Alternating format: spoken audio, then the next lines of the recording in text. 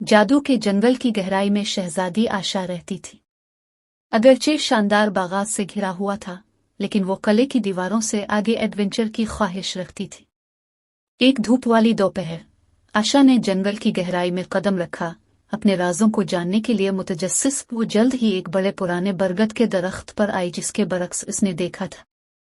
इसकी उलझी हुई जुड़ें और शाखें छोटे से गांव की तरह फैली हुई हैं।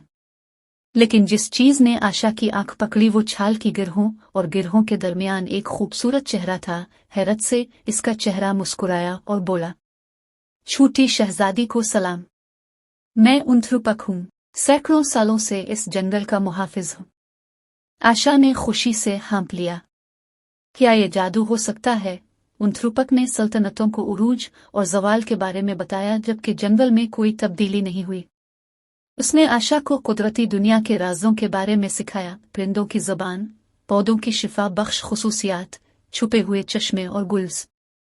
आशा पर जादू हुआ था। इस दिन से शहजादी रोजाना अपने दोस्त उन्थ्रुपक से मिलने जाती थी और उसकी वसी हिकमत के बदले जंगल की देखभाल में इसकी मदद करती थी।